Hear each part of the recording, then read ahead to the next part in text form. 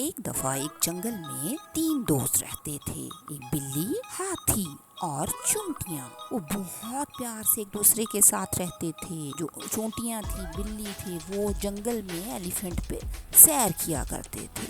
پر اچانک ایک دفعہ دوسرے جانوروں نے ان کی دوستی دیکھ کر ان پر حملہ کر دیا اور سوچا ہم ان کو ختم کر دیتے ہیں، ان کی دوستی کو بھی ختم کر دیں گے۔ اب ایلیفینٹ نے اور کیٹ نے سوچا کہ ہمارے جو اینٹ فرینڈز ہیں وہ تو بہت چھوٹے ہیں، وہ اپنا کیسے کریں گے، دفاع کریں گے، ان کے لیے ہمیں کچھ کرنا چاہیے۔ اب انہوں نے اینٹ سے کہا کہ تم لوگوں کو سوچنا پڑے گا کہ آپ لوگوں کو اپنی حفاظت کیسے کرنی ہے۔ انہوں نے کہا آپ لوگوں کو تعلیم حاصل کرنی پڑے گی، علم حاصل کرنا پڑے گا کہ تم کو پتہ ہو کہ تم لوگ کیسے بچو گے۔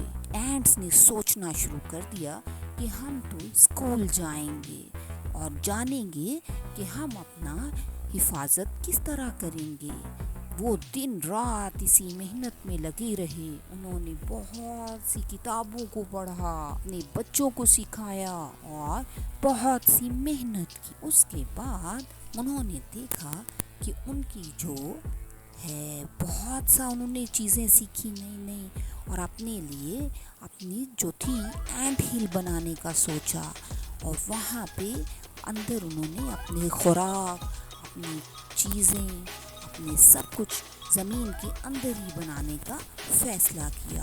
اور آہستہ آہستہ انہوں نے ایک بہت خوبصورت سا گھر بنایا جو زمین کے اندر تھا، وہاں کوئی بھی حملہ نہیں کر سکتا تھا، اور انہوں نے اس کو بنا لیا اور بہت محنت سے، اور وہ وہاں اس کے اندر محفوظ رہتے تھے۔ اور انہوں نے بلی کا اور ہاتھی کا بہت شکریہ ادا کیا کہ انہوں نے اس کو ہیلپ کیا۔